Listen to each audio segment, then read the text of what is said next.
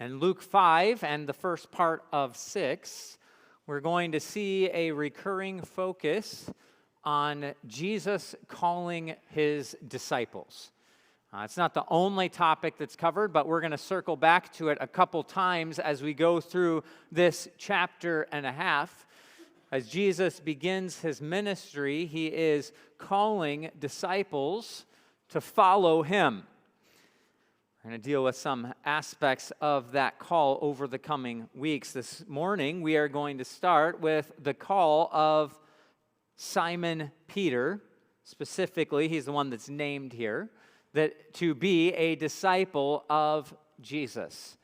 Now, this story is repeated in other Gospels with slightly different details. It seems like this may have happened several times. It's actually a theme in Jesus' ministry, this kind of calling people to be fishers of men,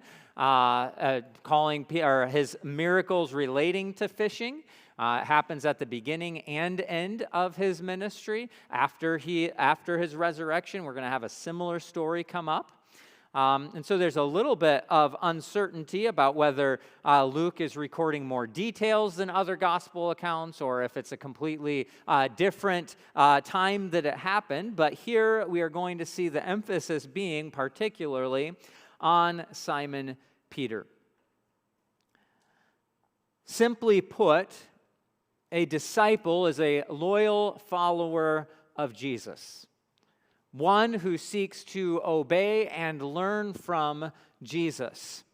And specifically, we use it as a technical term to refer to the 12 disciples, the 12 who were the most closely following after Jesus, of whom 11 would end up becoming the apostles and then be joined by Paul.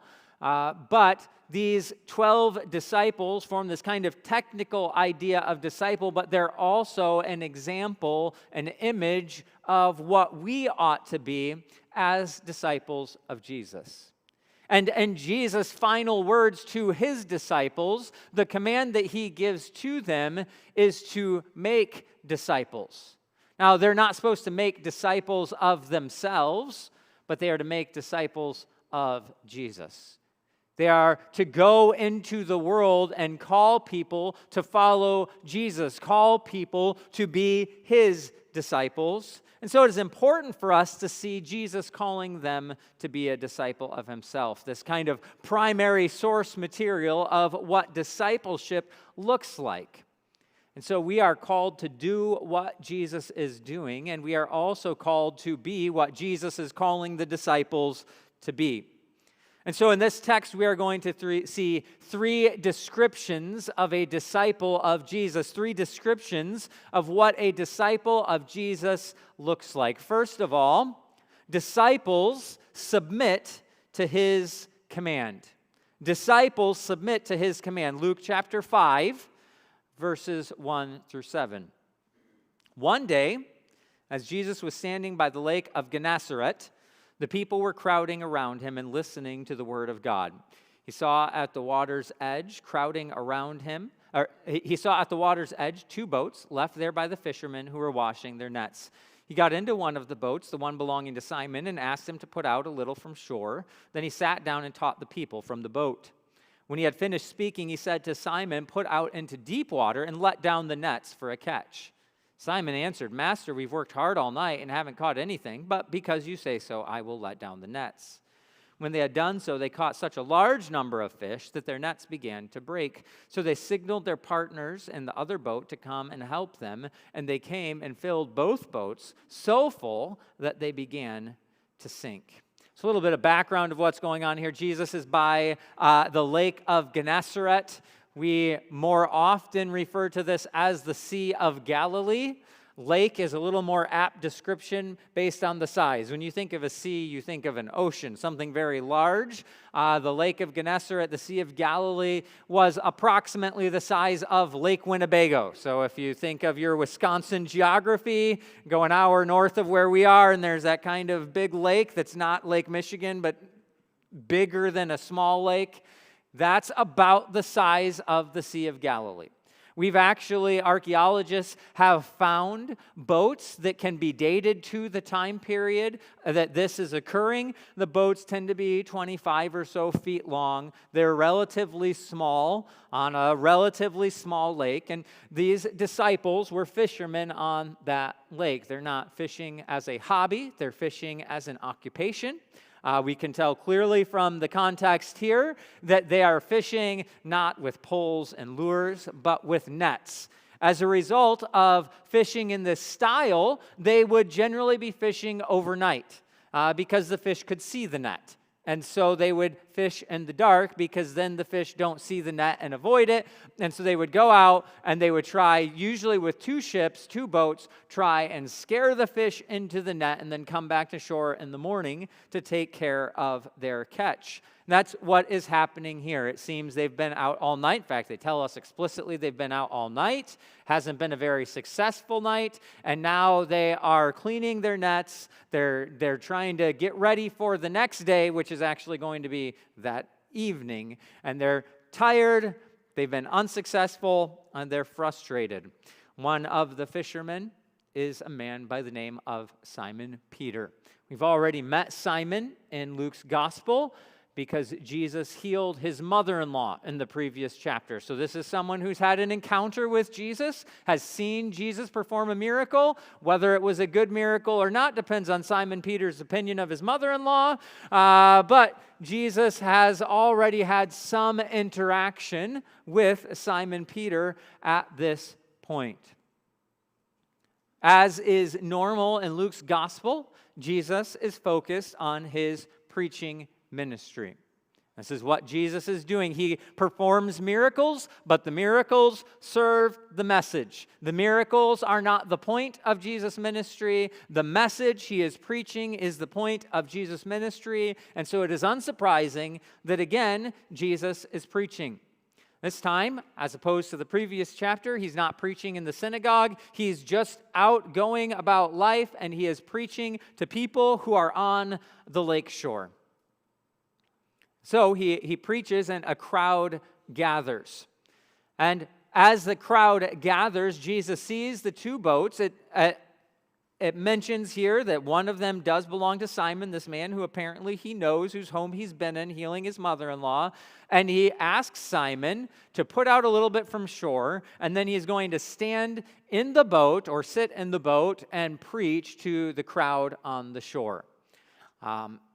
This is fairly typical of what Jesus is going to do. We're going to see in the next chapter, the Sermon on the Mount. He gets into a place where it is possible to speak to a large crowd, and he proclaims his message. And here, I guess he's being crowded by the crowd. He's being pushed by the crowd, and so he goes out into the lake, makes a little bit of space to enable him to preach a clear message to the people who are listening to him.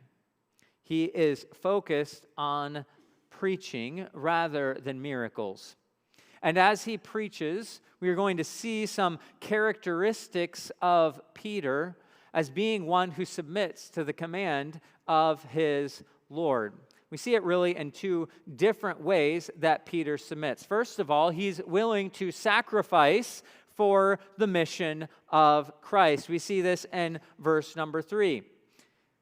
Jesus got into one of the boats, the one belonging to Simon, asked him to put out a little from shore. Then he sat down and taught the people from the boat. All right, so kind of get yourself in the mind of Peter. He's been out all night. He's been working hard, and he's been working without any fruit or profit. He's been trying to catch fish. His nets are empty. And so kind of imagine his mindset this morning. He's frustrated. He's tired. I'm sure none of you have any experience of this at the end of your workday.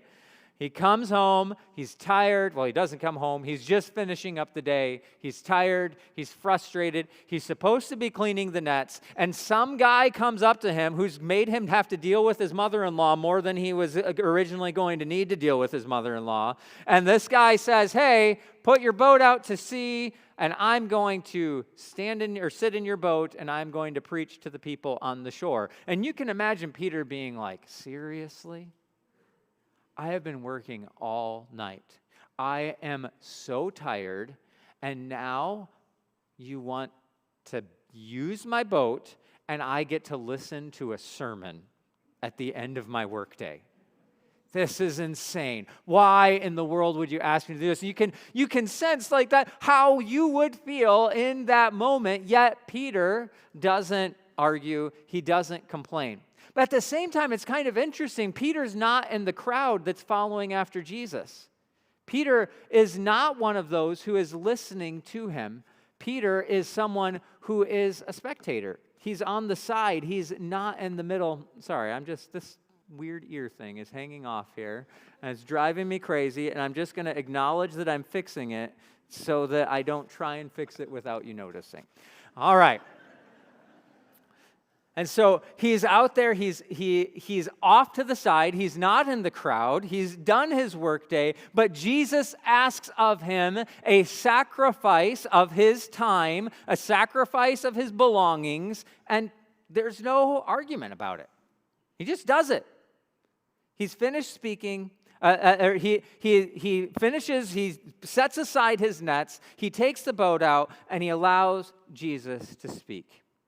This is what a disciple of Christ does, even though at this moment Peter has not fully become a disciple, a follower of Jesus. He's a spectator, but he's a spectator who, when Christ calls him to sacrifice, is quick to sacrifice. He sacrifices his time.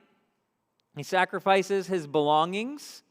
He sacrifices his abilities. He uses what God has given him to support the ministry of Jesus. If only he knew what he was signing up for in that moment.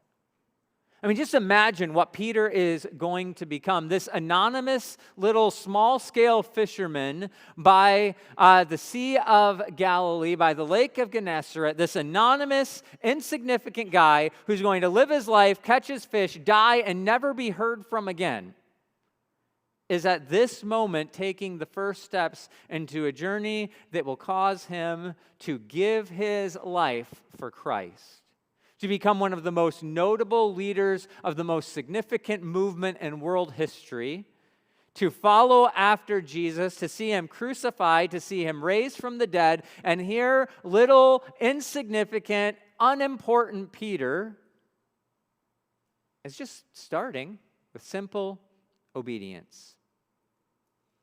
He's willing to just give what he has to serve the Lord. I don't know what you have that God has given you to serve him. It's probably not a fishing boat. I mean, we are in Wisconsin. Maybe it is a fishing boat. But whatever it is, what God has given you, the simple attitude of a disciple is to say, it's yours. It's yours. I don't need this. You have given it to me, so I will use it for you. And Peter gives us this great example of a disciple submitting to his command, but this isn't the only way he submits. Verse number 6 gives another example. Verse number 4 through 6 really is where we see the whole story. When he had finished speaking, he said to Simon, "Put out into the deep water and let down the nets for a catch." Simon answered, "Master, we have worked hard all night and haven't caught anything, but because you say so, I will let down the nets." What an interesting interaction between Simon Peter and Jesus here. Jesus says, hey, go back out into the deep water and put your nets in again.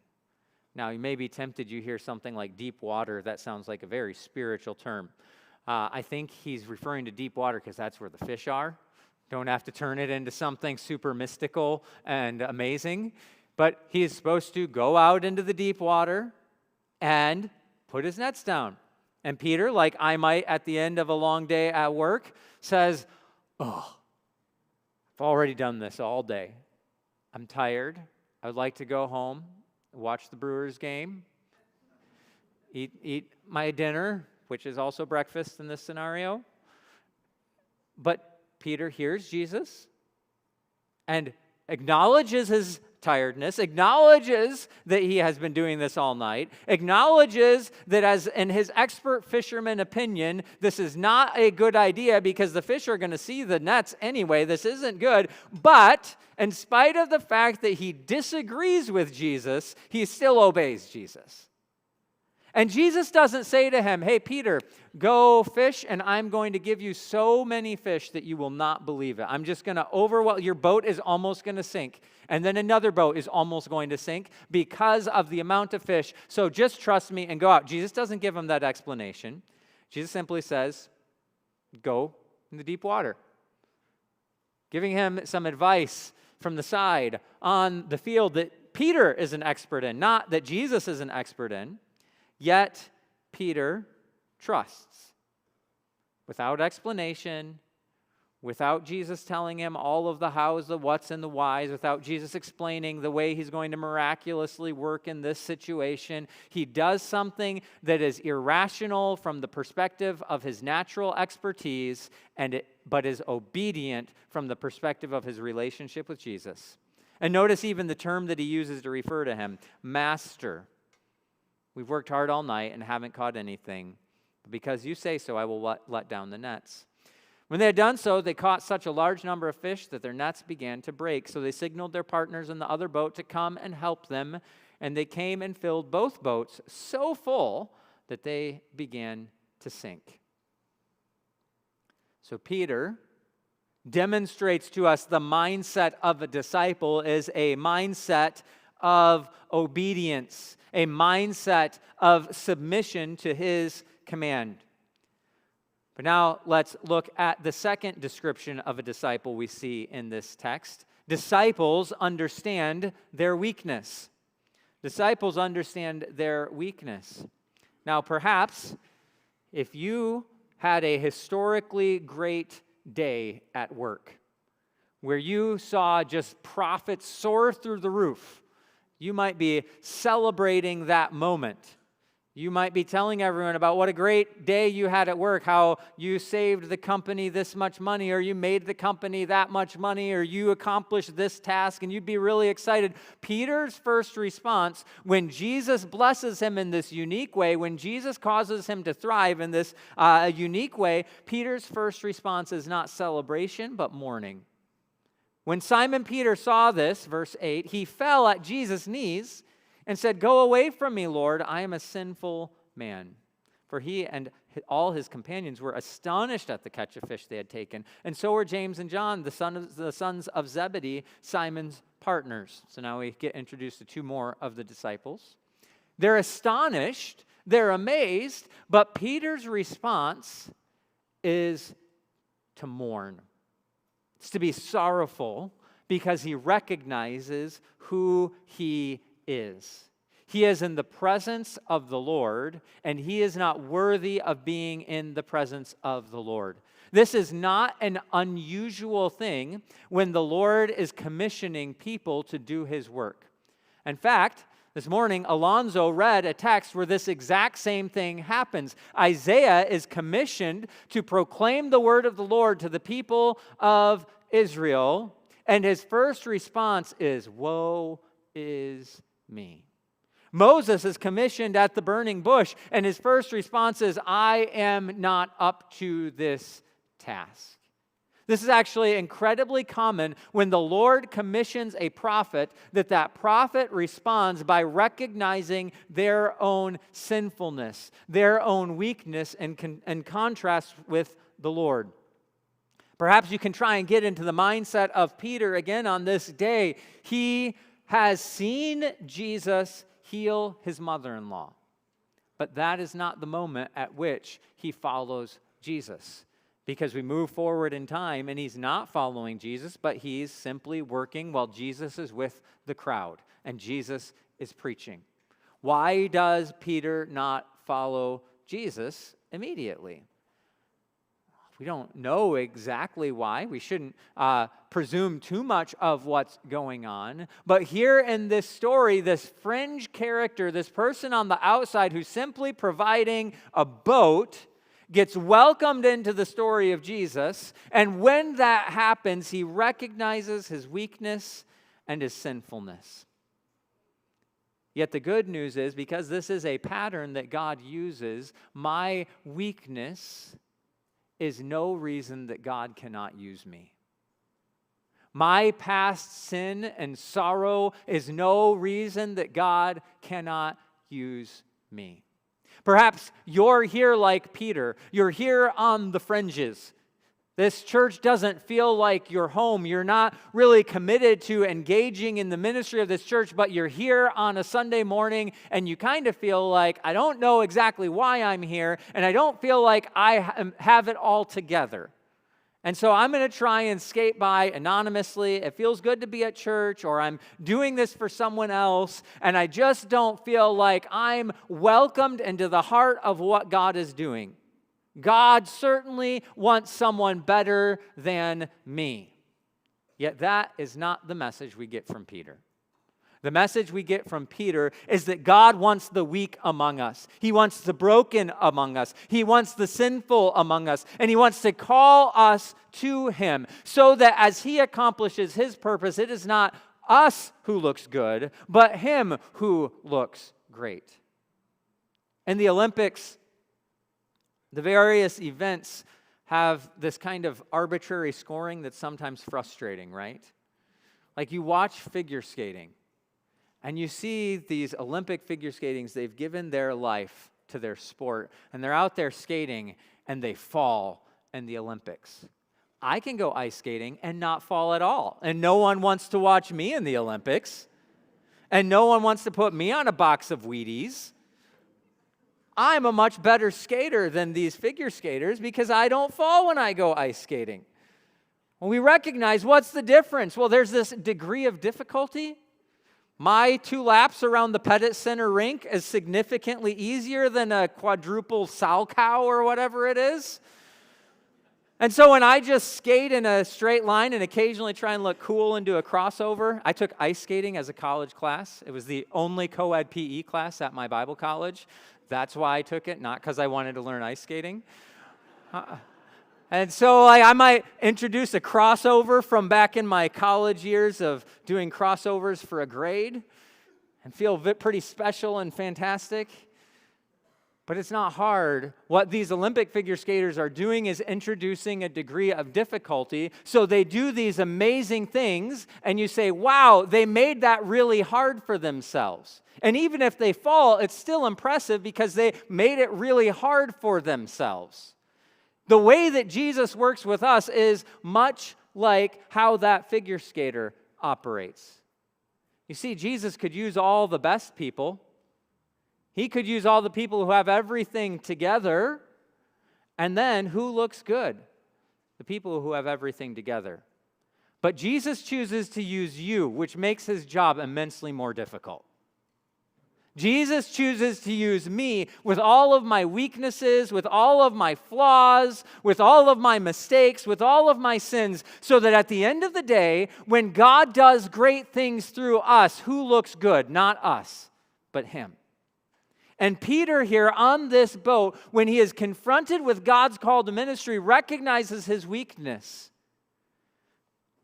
But if you think that God can't use you, you've actually taken the first step in being useful to God. Because if you think you are some gift to the holy creator of the universe who sustains all things, who holds the world together with his hands, who speaks and light comes forth, who forms something out of nothing, if you think you have something to offer him, you have nothing to offer him. Yet if you come to him saying, I have nothing, he is the kind of God who takes nothing and makes it into something. And so Peter, as he cries out, seeing God's marvelous works, is actually beginning the process of being used in a tremendous way in the service of God. Not because he's something, but because he's nothing. God does not use you because of your greatness. He uses you in spite of your weakness. And so we can, like Peter, recognize that a faithful disciple of Jesus is someone who understands their weakness. And so if you are here and you are feeling weak and flawed and broken, you are starting in exactly the right place to be used by a God who takes the weak things and confounds the wise. Our God makes his business taking nothing and making it into something. So be like Peter and be a disciple who understands your own weakness. The final mindset that Peter has, the final aspect and description of him is that disciples participate in his mission. Disciples participate in Jesus' mission. Verse number 10.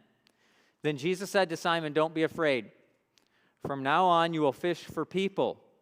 So they pulled their boats up on shore, left everything, and followed him. So Jesus' response to Peter recognizing his weakness is actually to give him a reassurance that he is going to do something even greater than what he has done before. And so the disciples pull their boats on the shore, leave everything, and follow him.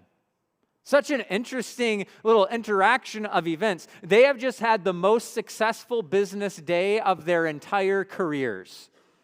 They have just caught more fish than they imagined was even possible. And rather than thinking, oh yeah, we've got this fishing thing figured out, we're going to be wealthy now, rather than thinking like that, they say, all right, well, now that we've caught all these fish, let's just leave them here and go follow Jesus.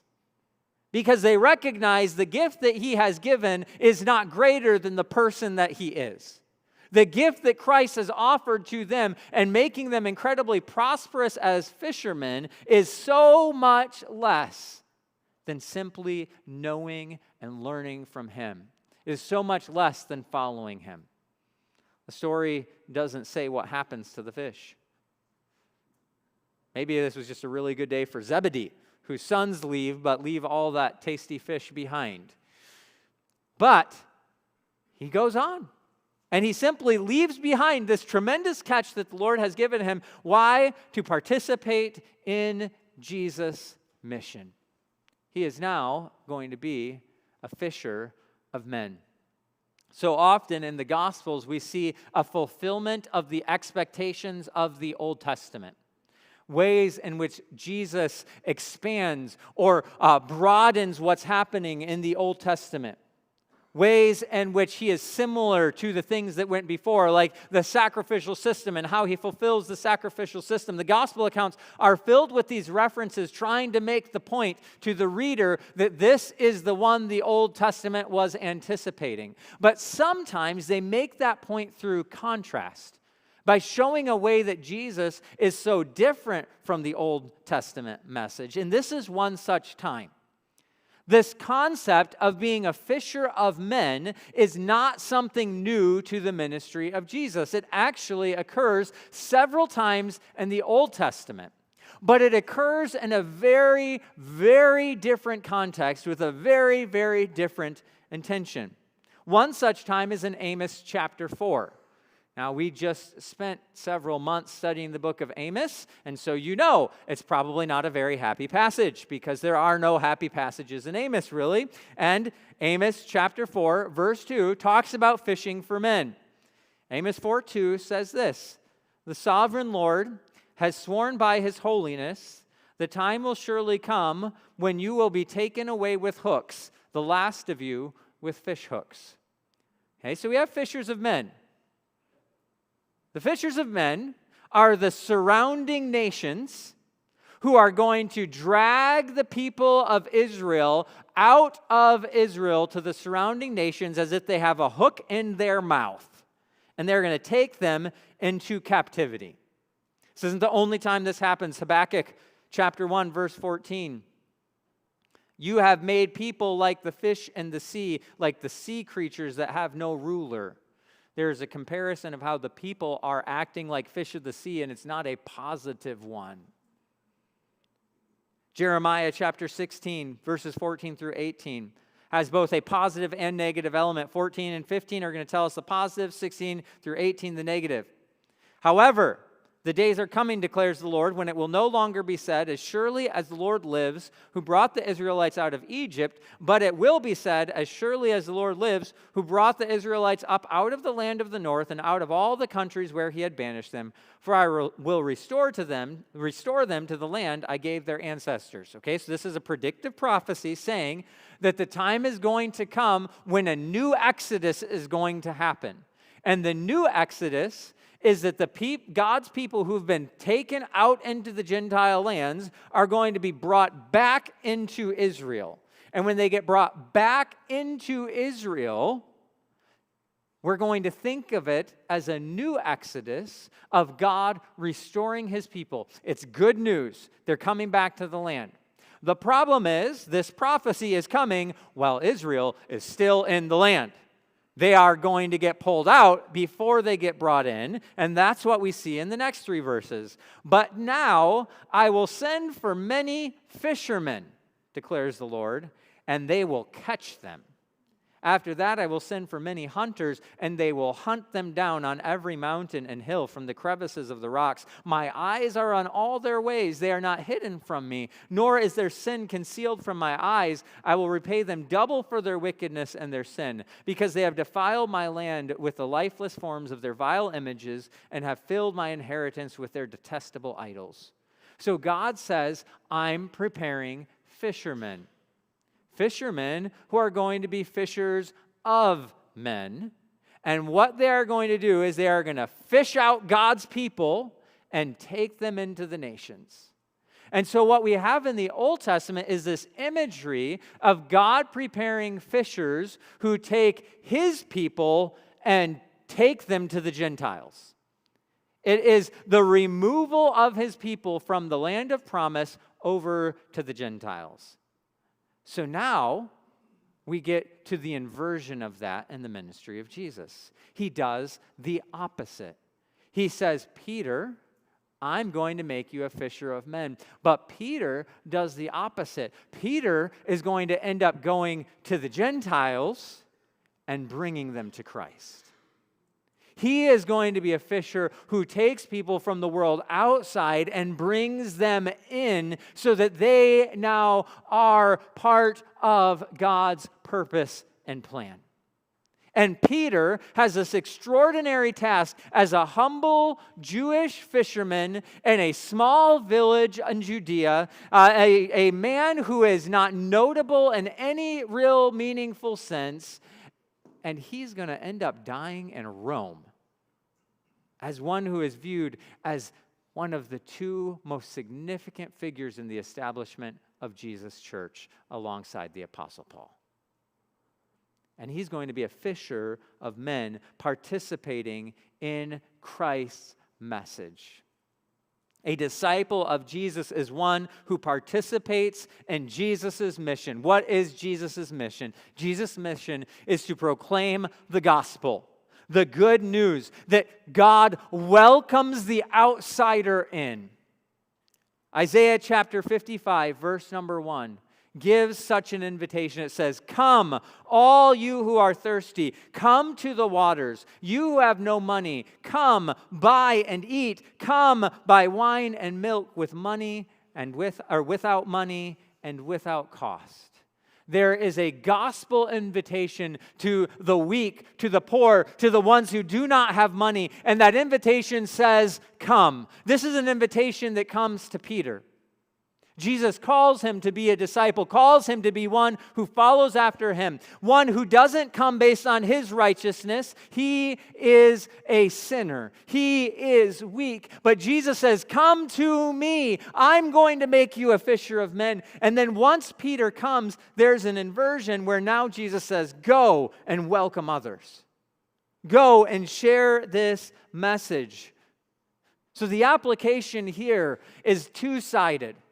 To those of you who are weak, to those of you who think Jesus couldn't possibly want you, to those of you who come in here with baggage, with past, with sorrow, with brokenness, with weakness, Jesus says, come. That's who he is seeking. He comes for the sick. He comes for the sufferer. He comes for the weak. And he invites them to come to him. And once they come to him, he then invites them to go and proclaim that good message. That we have a Savior who welcomes those who are weak. And so somewhat ironically, I think the application of this text comes in 2 parts. Come and go. Come to Jesus and go serve him as a weak, broken vessel. as someone with a past, as someone who doesn't have it all together, as someone who is filled with sorrows and pains and loss, as someone who feels like you have nothing to offer, come to him and then go serve him. This time I'll ask our worship team to come forward. We're going to partake of communion together this morning. Yet another reminder of the invitation of Jesus, an invitation to come to him. And in communion, he uses this imagery of food, of nourishment, something that we are all completely dependent upon. I don't know why, but Sunday morning is my hungriest time of the week. I don't know what it is. Has nothing to do with how much or how little breakfast I eat. But by this time, I am feeling it. What you don't know is that after I finish preaching, you sing your last song, I run to my office, I grab several snacks, I stuff them in my face so that when you get out there, I'm ready to talk to people without simply thinking about how hungry I am. Because my body needs food. I am completely reliant upon it to survive. I'm completely reliant on it to not be a very crabby, unpleasant person to be around. My body needs food. And so Jesus gives us this image in communion that he has become our food. He is the bread of life. He is essential for our survival. And the Lord's Supper reminds us of that. And it reminds us of our weakness. I need him. But praise God, I serve a God who comes to those who need him. He is not interested in the people who have it all together because, frankly, those people don't exist. They only look like they have it all together. He's not interested in the ones who are obviously going to change the world for him. He is interested in the weak and the broken and the sinful, and he calls to us and reminds us that he is what we need, that he provides life-giving sustenance to us, that he is the one who satisfies our longings. He is the one who enables our faithfulness. It is him, and he invites us to come and reminds us in communion of that invitation. So at this time, I'll ask the ushers to come forward and distribute the elements as we sing a song together. I do ask you, if you are not a believer in Jesus, if you are not a follower in Jesus, this meal is for those who believe in him. We won't point you out, we won't make you feel bad, but we just ask, if you're not a Christian, let the plate pass by you as it comes this morning. Let's sing together.